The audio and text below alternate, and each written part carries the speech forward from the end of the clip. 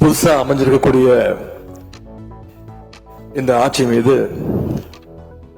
இன்னைக்கு நம்பிக்கை வாக்கெடுப்பு நடக்க போகுது. அதற்கு முன்பு வாக்கு எண்ணிக்கை தொடங்கி கடந்த 10 நாட்களாக இன்னைக்கு வரைக்கும் இந்த ஆட்சியில ஒவ்வொரு நாளும் என்னென்ன நடந்திருக்குங்கிறத எதிர்கட்சியாக சில விமர்சனங்களோடு இங்க வைக்க நான் விரும்புகிறேன். முதல்ல தமிழக வெற்றி கழகம் ஆட்சி அமைக்கணும்னு பெரும்பான்மையான மக்கள் உங்களுக்கு வாக்களிக்கவில்லை.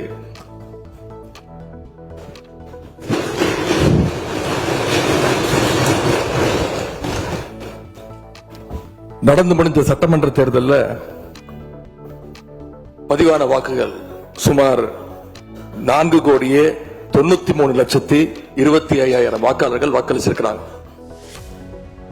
தற்போதைய ஆளுங்கட்சிக்கு வாக்களிச்சவங்களுடைய எண்ணிக்கை எவ்வளவு தெரியுமா? 1,72,26,000 தான். மீதம் இருக்கக்கூடிய சுமார் 3,21,00,000 பேரும் நம்பிக்கை கோருகின்ற இந்த கட்சிக்கு, உங்க கட்சிக்கு எதிராக வாக்களிச்சிருக்கிறாங்க என்பதை நீங்க புரிஞ்சுக்கணும். அதாவது கிட்டத்தட்ட 65% மக்களால நிராகரிக்கப்பட்ட ஒரு ஆட்சி மேல எங்களுக்கு மட்டும் இல்ல, உங்களுக்கு வாக்களிச்ச மக்களுக்கே கொஞ்சம் கொஞ்சமா நம்பிக்கை குறைஞ்சிட்டு வருது. அடுத்து மிக முக்கியமான ஒண்ணு நம்பர்ஸ், மெஜாரிட்டிக்கான நம்பர்ஸ்.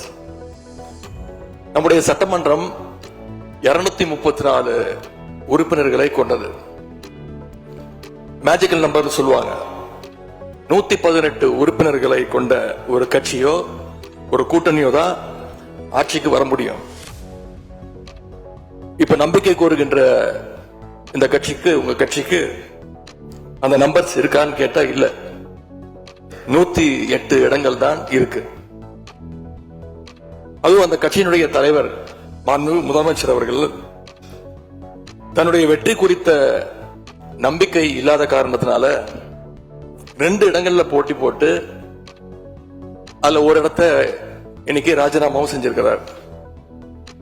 இன்னும் அந்த தொகுதி மக்களை சந்திச்சு, நேரில் சந்திச்சோ இல்ல ஒரு அறிக்கை மூலமாகவோ ஒரு நன்றியை கூட இன்னும் தெரிவிக்கல.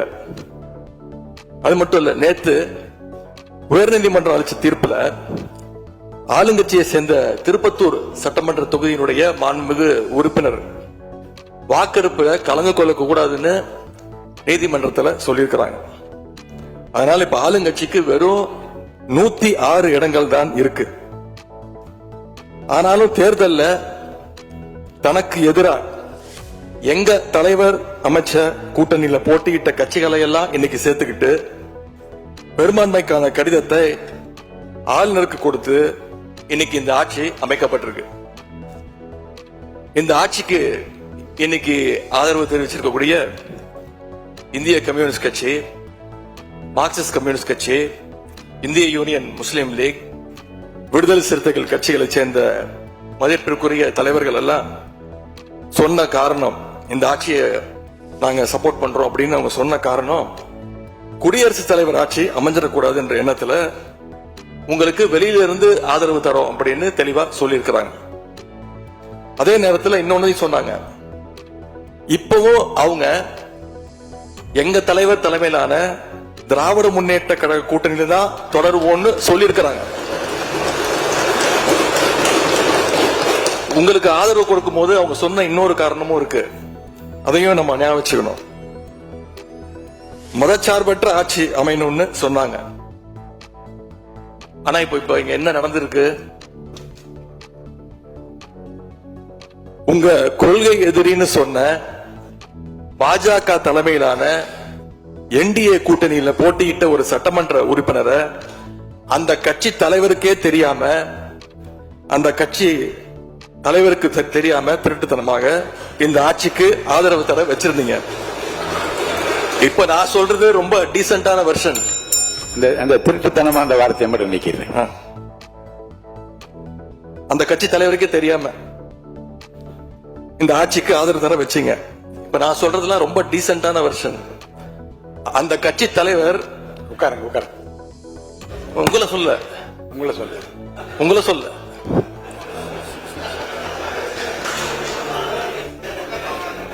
உட்காருங்க. காமராஜ் மாண்பு உறுப்பினர் காமராஜ் உட்காருங்க. மாண்பு உறுப்பினர் காமராஜ் உட்காருங்க. மாண்பு உறுப்பினர் காமராஜ் உட்காருங்க. இப்ப நான் சொன்னதுல ரொம்ப டீசென்டான விஷயம் வெர்ஷன். அந்த கட்சி தலைவர் திரு டிடிவி தினகரன் சொன்னது என்ன தெரியும்? சொன்னாரு, ஆட்சிக்கு வர்றதுக்கு முன்னாடியே குதிரை பேரத்துல ஈடுபடுறாங்கன்னு சொன்னார். நேற்று சொல்லியிருக்கிறாரு, மாற்றம்னு சொன்னீங்க, இது மாற்றம் இல்ல துர்நாற்றம் அப்படின்னு சொல்லியிருக்கிறார். அடுத்து அதே பாஜக தலைமையிலான என்டிஏ கூட்டணியில் இருக்கக்கூடிய பெரிய கட்சியான அதிமுக இன்னைக்கு கிட்டத்தட்ட 2 பிளவுபட்டிருக்கு. பிளவுபட்ட ஒரு குரூப் உங்களுக்கு ஆதரவு தெரிவிச்சிருக்கிறாங்க. அடுத்து நடந்த இன்சிடென்ட் தான் மிகப்பெரிய ஒரு ட்விஸ்ட். பிளவுபட்ட குரூப்ல இருக்கக்கூடிய ஒரு தலைவரோட வீட்டுக்கு ஒரு புது சோஃபா போகுது. சோஃபா பின்னாடியே புது முதலமைச்சரும் அந்த வீட்டுக்கு போறாரு. புதுமையான ஆட்சின்னு சொன்னீங்க. இன்னைக்கு புஷ்பா பட பாணியில ஆட்சி நடந்துகிட்டு இருக்கு. தமிழ்நாட்டு வரலாற்றிலேயே முதன்முறையாக, இந்திய வரலாற்றிலேயே முதன்முறையாக ஒண்ணு நடந்திருக்கு. என்னன்னா, கட்சி தாவறதுக்கு முன்னாடியே அந்த குரூப் தலைவர் வீட்டுக்கு போய் இவ்வளவு ஓப்பனா அவங்களுக்கு இன்விடேஷன் கொடுத்தத இதுவரைக்கும் இந்தியாவில் யாருமே பார்த்தது கிடையாது. இத பார்த்துட்டு மக்கள் இன்னைக்கு என்ன தெரியுமா கேட்கிறாங்க? சேஞ்சுன்னு சொன்னீங்களே, இந்த சேஞ்சுக்கு பின்னாடி மிகப்பெரிய எக்ஸ்சேஞ்ச் இருக்கோ அப்படின்னு மக்கள் சந்தேகப்படுறாங்க. இப்படிப்பட்ட ரொம்ப புதுமையான வித்தியாசமான செயல்பாடுகளால நம்பிக்கை வாக்கெடுப்பு கோரும் முன்பாகவே இந்த ஆட்சி அவங்களுக்கு வாக்களிச்ச மக்களுடைய நம்பிக்கையை இழந்துருச்சு. இவங்களுக்காக ஆதரவு கொடுத்த எங்க தோழமை இயக்கங்களுடைய நம்பிக்கையையும் கொஞ்சம் கொஞ்சமா சரிச்சிட்டு இருக்கு. தேர்தல் நேரத்தில் ஊழல் சக்தின்னு சொன்னீங்க. ஆனா இன்னைக்கு சோசியல் மீடியால மக்கள் உங்களை பார்த்து கேள்வி கேட்க ஆரம்பிச்சிட்டாங்க. என்ன கேட்கிறாங்க தெரியுமா? அந்த ஊழல் சக்தியோடு சேர்ந்து இருக்கக்கூடிய ஆளுங்கட்சிய இப்ப என்ன சக்தின்னு கூப்பிட போறாங்க. கிளீன் கவர்மெண்ட் சொன்னாங்க. இதுதான் உங்க கிளீன் கவர்மெண்ட் லட்சணமானு மக்கள் கேட்க ஆரம்பிச்சிட்டாங்க. இப்படி நீங்க கூவத்தூரையும் மிஞ்சுற அளவுக்கு அடிக்கிற கூத்த பார்க்கும் போது இந்த அரசு எத்தனை நாளைக்கு நீடிக்க போகுதுன்னு மக்களுக்கு அந்த சந்தேகம் வர ஆரம்பிச்சிருச்சு. முதல் கோணலே முற்றிலும் கோணல்ன்ற மாதிரி உங்க நடவடிக்கை எல்லாமே இன்னைக்கு மீம் கண்டென்ட்டா மாறிடுச்சு. மாண்பு முதலமைச்சர் அவர்கள் தன்னுடைய தேர்தல் பிரச்சாரத்துல பெயர் சொல்லக்கூட தயங்கிய அந்த மற்றும் சிலர் கட்சியிலிருந்து ஒரு சிலரை நேற்று சந்திச்சிருக்கிறார். அந்த மற்றும் சிலரில் இருந்து ஒரு சிலர் அமைச்சராக வருவதற்காகவும் வாய்ப்புகள் இருப்பதா செய்திகள் வருது. அந்த வருங்கால மற்றும் சிலர் மாண்புகளுக்கு எங்களுடைய அட்வான்ஸ் வாழ்த்துக்கள்.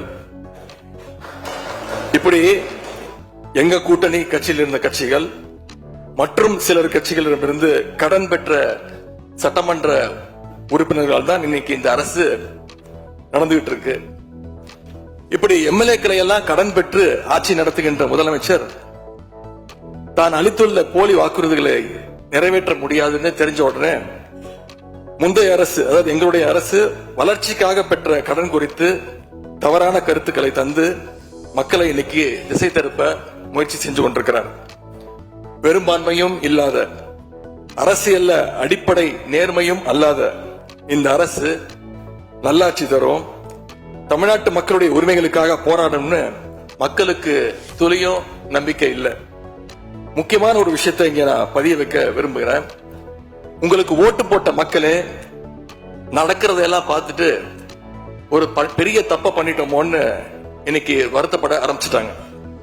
மக்களுடைய அந்த உணர்வை வெளிப்படுத்தும் விதமா இந்த ஓட்டெடுப்புல கலந்துக்காம திராவிட முன்னேற்ற கழக உடன்பிறப்புகள் நாங்க உறுப்பினர்கள் நாங்க வெளிநடப்பு செய்ய போறோம். நாங்க வெளிநடப்பு செஞ்சாலும் அதனால பேரவையுடைய எண்ணிக்கை அளவு குறைஞ்சு நீங்க நிச்சயம் இந்த வாக்கெடுப்புல வெற்றி பெறதான் போறீங்க. அப்படி வெற்றி பெற்ற பிறகாவது மக்களுடைய நம்பிக்கையை காப்பாற்றுற மாதிரி உங்களுடைய பணிகள் இருக்கணும், உழைங்க. எங்க தலைவர் திரு முத்துவேல் கருணாநிதி ஸ்டாலின் அவர்கள் கடந்த 5 வருஷமா ஒவ்வொரு குடும்பத்திற்கும் பார்த்து பார்த்து திட்டங்களை நிறைவேற்றி கொடுத்தார். அந்த திட்டங்களை எல்லாம் நீங்க தொடரணும். தயவு செஞ்சு அதுல அரசியல் செய்ய வேணாம். ஏன்னா இந்த மாசம் 15ஆம் தேதி கலைஞர் மகளிர் உரிமை தொகை 1,31,00,000 தாய்மார்கள் காத்துக்கிட்டு இருக்கிறாங்க. இந்த 1000 ரூபாய் வருமா அப்படின்னு காத்துக்கிட்டு இருக்கிறாங்க. அதே மாதிரி புதுமை பெண் திட்டம், தமிழ் பொதுவுடன் திட்டங்கள்ல காலேஜ் போற ஸ்டூடெண்ட்ஸ் அவங்களுக்கு வர மாசம் வர கல்வி ஊக்கத்தொகை 7ஆம் தேதி கொடுத்திருக்கிறோம். இது வரைக்கும் வரல, அவங்களும் காத்துக்கிட்டு இருக்கிறாங்க. இப்ப ஸ்கூல் இல்லைனாலும் ஜூன் 2ஆம் தேதி ஸ்கூல்ல ரீஓபன் பண்ண போறாங்க. அப்ப காலை உணவு திட்டத்துக்காக பள்ளி மாணவர்கள்லாம் காத்துக்கிட்டு இருக்கிறாங்க. இப்படி பல்வேறு திட்டங்கள் இருக்கு. நான் முதல்வன் திட்டம், தாய் மாணவர், அன்பு கரங்கள்னு பல்வேறு திட்டங்களுடைய பயனாளிகள்லாம் ஆவலோடு காத்துக்கிட்டு இருக்காங்க. இந்த அரசு என்ன செய்ய போகுதுன்னு காத்துக்கிட்டு இருக்காங்க. அதனால நான் உங்ககிட்ட கேட்டுக்கொள்றது, மாண்புமிகு முதலமைச்சர் அவர்கள் பதவி ஏற்றதும் தன்னுடைய முதல் உரையில அவகாசம் வேணும்னு கேட்டீங்க. நிச்சயம் அவகாசம் எடுத்துக்கோங்க. ஆனா காத்துக்கிட்டு இருக்க அத்தனை பேரையும் ரொம்ப காலம் காக்க வச்சிடாதீங்க. அது மட்டும் இல்ல, தேர்தலுக்கு முன்னாடி பல கவர்ச்சியான வாக்குறுதிகளையும் நீங்க கொடுத்திருக்கிறீங்க. மக்கள் அதுவும் ஞாபகம் வச்சிருக்கிறாங்க. மகளிருக்கு மாசம் 2,500 ரூபாய், ஆண்டுக்கு 6 சிலிண்டர், தங்க செயின், மோதிரம், பட்டுப்புடவை, வேலையில்லா இளைஞர்களுக்கு உதவித்தொகைன்னு அந்த லிஸ்டும் நீண்டுட்டே இருக்கு. பெரிய லிஸ்ட் தான். அதுல ஒரு சில வாக்குறுதிகளாவது முதல் கையெழுத்துல நீங்க நிறைவேற்றுவீங்கன்னு மக்கள் எதிர்பார்த்தாங்க. நீங்க வாக்குறுதிகளை சொல்லும் போது நடைமுறைக்கு சாத்தியமானதை மட்டும்தான் சொல்றேன்னு எல்லா கூட்டத்திலையும் திரும்ப சொல்லியிருக்கிறீங்க. எனவே அதை விரைந்து செஞ்சு காட்டுங்க. இந்த நேரத்தில் எங்க திராவிட மாடல் ஆட்சியை பத்தி நான் ஒன்னே ஒன்று மட்டும் குறிப்பிட விரும்புறேன். நாங்க ஆட்சிக்கு வரும்போது 2021 கடுமையான கோவிட் பெருந்தொற்று காலம், செகண்ட் வேவ். அப்ப மாநிலத்துடைய பொருளாதார வளர்ச்சி எவ்வளவு தெரியுமா? வெறும் 0.7%. அந்த நிலையிலையும் இந்தியாவிலேயே பொருளாதார வளர்ச்சியில நம்பர் 1 மாநிலமாக இன்னைக்கு தமிழ்நாட்டை எங்களுடைய தலைவர் மாத்தி காட்டியிருக்கிறார். நாங்க நம்பர் 1 மாநிலமா மாத்திட்டு தான் ஆட்சியை விட்டு போயிருக்கோம். உங்க ஆட்சியை பொறுத்த வரைக்கும் வெறும் இன்ஸ்டாகிராம்ல ரீல்ஸ் ஆட்சியா இல்லாம ரியல் ஆட்சியா நடத்துங்க. அது மட்டும்தான் மக்களுடைய கோரிக்கை.